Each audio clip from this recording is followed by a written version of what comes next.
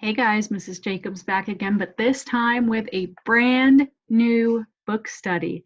For this one, we are going to be looking at Ramona Quimby, age 8, which is a classic novel from the Ramona series by children's author Beverly Cleary. We're going to do one chapter a day with this. You will have some chapter reviews in there. So after chapters 1 through 4, you'll have a day where there's no video and you'll have some review. And then you'll have the same after chapters 5 through 9. So today we're just going to look at chapter 1. So this chapter is called The First Day of School. So let's get ready for a brand new book. Ramona Quimby hoped her parents would forget to give her a little talking to. She did not want anything to spoil this exciting day. Ha ha, I get to ride the bus to school all by myself, Ramona bragged to her big sister Beatrice at breakfast. Her stomach felt quivery with excitement at the day ahead, a day that would begin with a bus ride just the right length to make her feel a long way from home, but not long enough, she hoped, to make her feel carsick.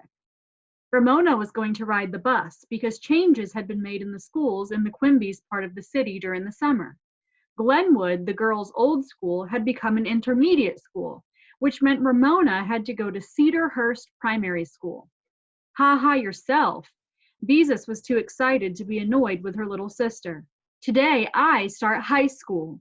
Junior high school, corrected Ramona, who was not going to let her sister get away with acting older than she really was. Rosemont Junior High School is not the same as high school, and besides, you have to walk. Ramona had reached the age of demanding accuracy from everyone, even herself. All summer, whenever a grown-up asked what grade she was in, she felt as if she were fibbing when she answered third, because she had not actually started the third grade. Still, she could not say she was in the second grade since she had finished that grade last June. Grown-ups did not understand that summers were free from grades. Ha ha to both of you, said Mr. Quimby as he carried his breakfast dishes into the kitchen. You are not the only ones going to school today. Yesterday had been his last day working at the checkout counter of the ShopRite market.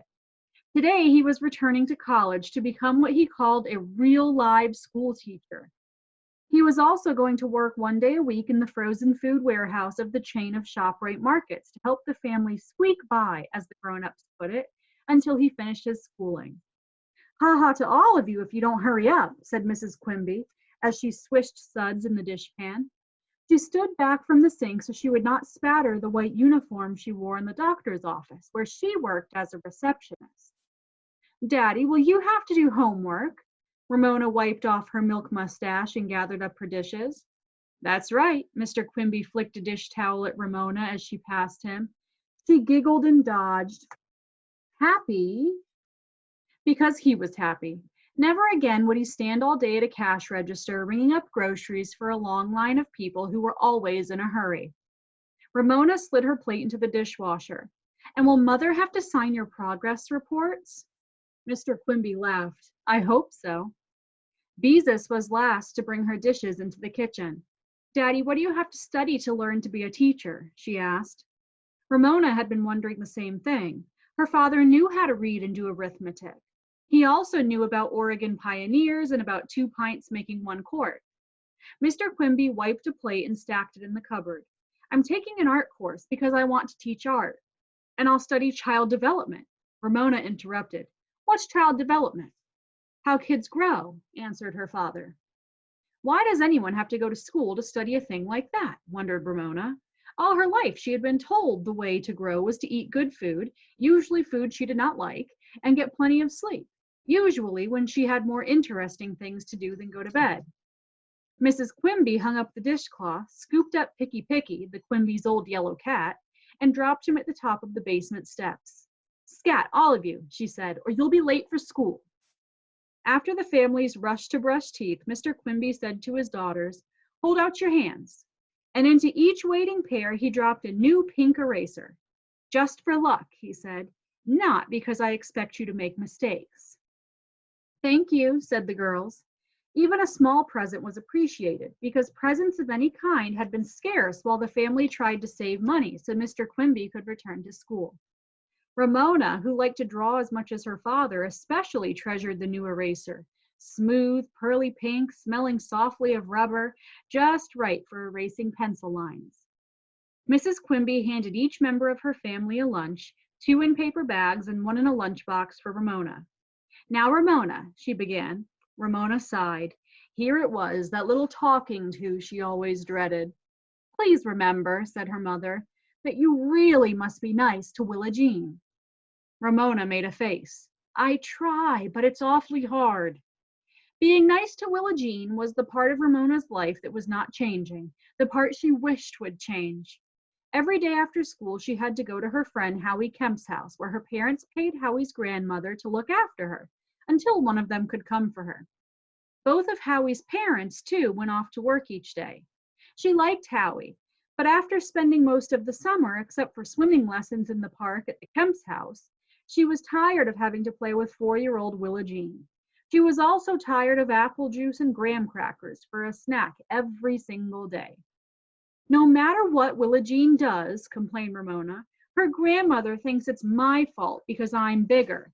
Like the time Willa Jean wore her flippers when she ran under the sprinkler, pretending she was the mermaid on the tuna fish can, and then left big wet footprints on the kitchen floor. Mrs. Kemp said I should have stopped her because Willa Jean didn't know any better." Mrs. Quimby gave Ramona a quick hug. "I know it isn't easy, but keep trying." When Ramona sighed, her father hugged her and said, "Remember, kid, we're counting on you." Then he began to sing, "We've got high hopes, try hopes, by cherry pie and July hopes." Ramona enjoyed her father's making up new words for the song about the little old ant moving the rubber tree plant, and she liked being big enough to be counted on. But sometimes when she went to the Kemps, she felt as if everything depended on her. If Howie's grandmother did not look after her, her mother could not work full time. If her mother did not work full time, her father could not go to school. If her father did not go to school, he might have to go back to being a checker, the work that made him tired and cross. Still, Ramona had too many interesting things to think about to let her responsibility worry her as she walked through the autumn sunshine toward her school bus stop. Her new eraser in hand, new sandals on her feet, that quivery feeling of excitement in her stomach, and the song about high hopes running through her head. She thought about her father's new part-time job zipping around in a warehouse on a forklift truck, filling orders for orange juice, peas, fish sticks, and all the other frozen items the market carried. He called himself Santa's little helper because the temperature of the warehouse was way below zero, and he would have to wear heavy padded clothing to keep from freezing. The job sounded like fun to Ramona. She wondered how she was going to feel about her father's teaching art to other people's children, and decided not to think about that for a while. Instead, Ramona thought about Beezus going off to another school where she would get to take a cooking class and where she could not come to the rescue if her little sister got into trouble. As Ramona approached her bus stop, she thought about one of the best parts of her new school. None of her teachers in her new school would know she was Beatrice's little sister. Teachers always liked Beezus. She was so prompt and neat. When both girls had gone to Glenwood School, Ramona often felt as if teachers were thinking, "I wonder why Ramona Quimby isn't more like her big sister." When Ramona reached the bus stop, she found Howie Kemp already waiting with his grandmother, and Willa Jean, who had come to wave goodbye. Howie looked up from his lunchbox, which he had opened to see what he was going to have for lunch, and said to Ramona, "Those new sandals make your feet look awfully big." "Why, Howie," said his grandmother, "that's not a nice thing to say." Ramona studied her feet. Howie was right, but why shouldn't her new sandals make her feet look big? Her feet had grown since her last pair. She was not offended. "Today I'm going to kindergarten," boasted Willa Jean, who was wearing new coveralls and a t-shirt and a pair of her mother's old earrings. Willa Jean was convinced she was beautiful because her grandmother said so. Ramona's mother said Mrs. Kemp was right. Willa Jean was beautiful when she was clean because she was a healthy child. Willa Jean did not feel she was beautiful like a healthy child. She felt she was beautiful like a grown-up lady on TV.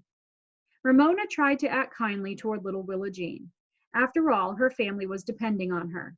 "Not kindergarten, Willa Jean," she said. "You mean nursery school." Willa Jean gave Ramona a cross, stubborn look that Ramona knew too well. "I am too going to kindergarten," she said. "Kindergarten is where the kids are." "Bless her little heart," said her grandmother, admiring her as always. The bus, the little yellow school bus Ramona had waited all summer to ride, pulled up at the curb. Ramona and Howie climbed aboard as if they were used to getting on buses by themselves. I did it just like a grown-up, thought Ramona. Good morning. I'm Mrs. Hannah, your bus aide, said a woman sitting behind the driver. Take the first empty seats toward the back. Ramona and Howie took window seats on opposite sides of the bus, which had a reassuring new smell. Ramona always dreaded the people and fumes smell of the big city buses.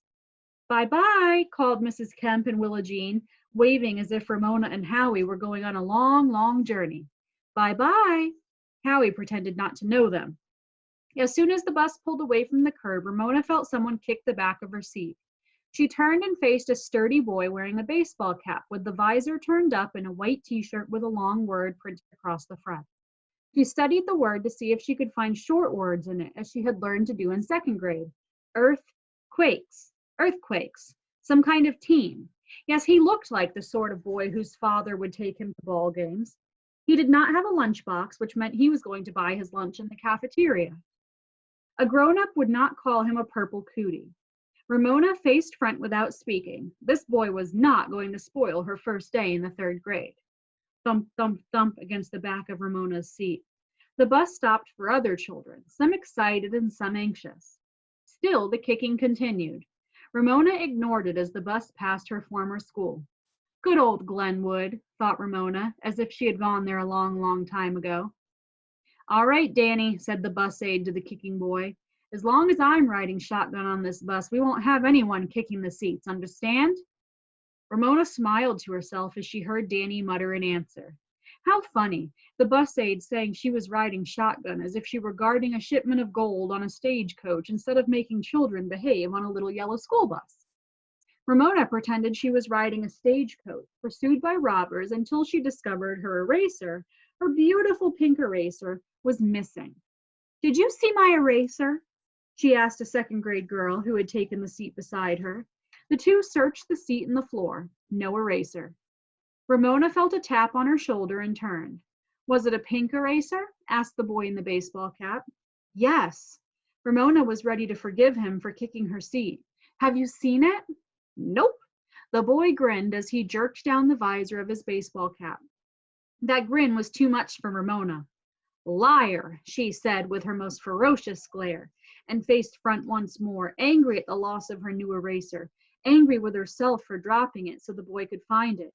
Purple cootie, she thought, and hoped the cafeteria would serve him fish portions, and those canned green beans with the strings left on, and apple wedges, the soft, mushy kind with puff skins for dessert.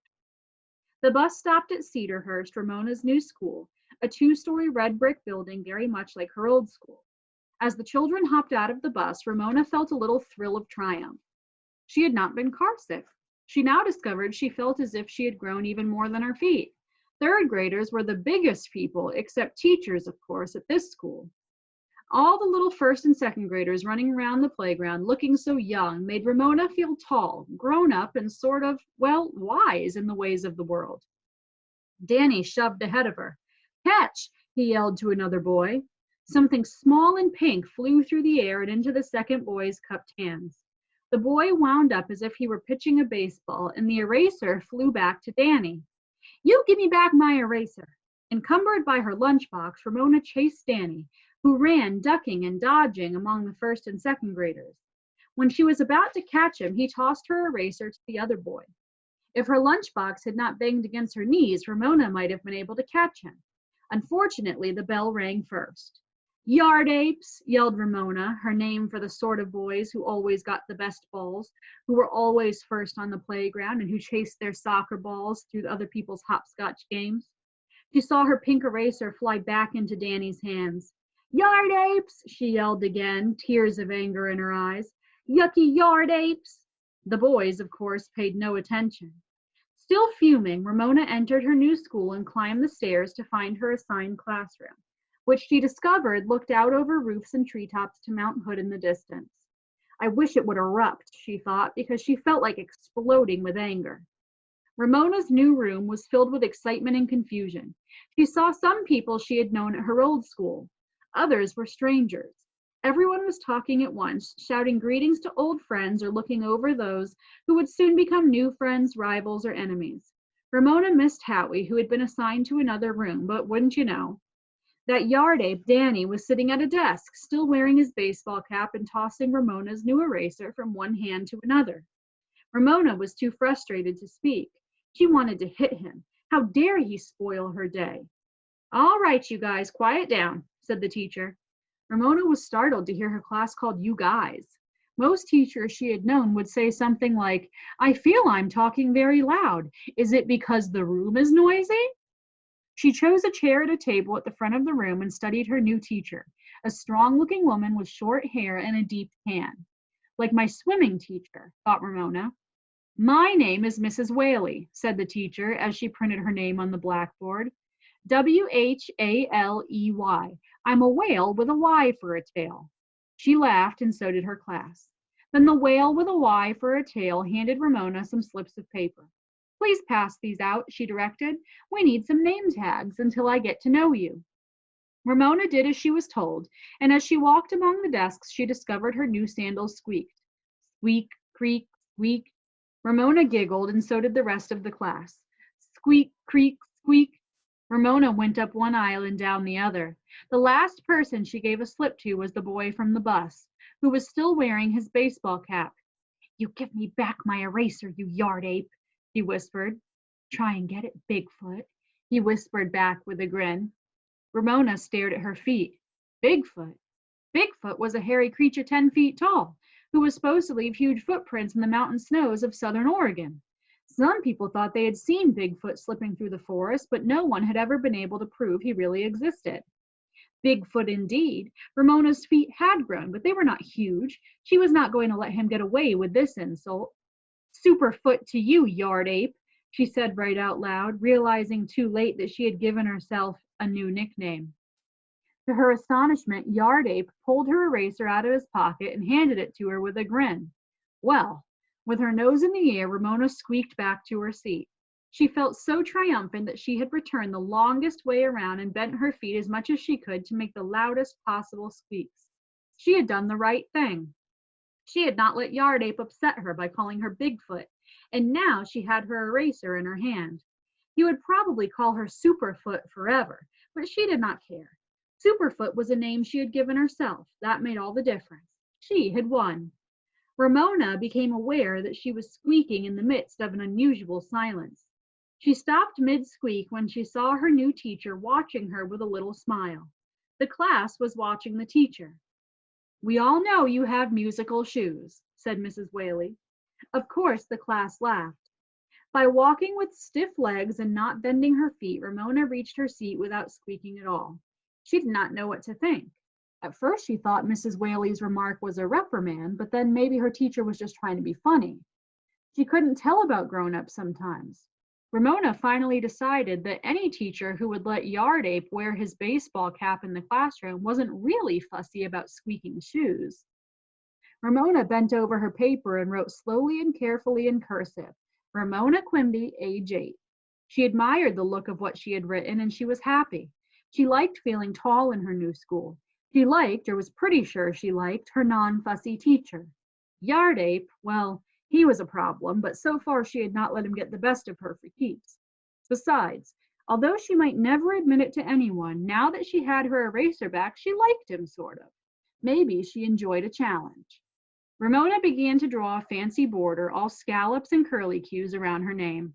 She was happy too, because her family had been happy that morning, and because she was big enough for her family to depend on. If only she could do something about Willa Jean. All right, so make sure you go back and you work on your questions that I have for chapter 1 on Google Classroom. If you're confused by any of the words, there are vocabulary cards and charts on Google Classroom that you can look at, and those will give you some definitions that might help you with answering questions if you're not sure about a word. All right, so check back tomorrow for the next chapter. I will see you then. Bye.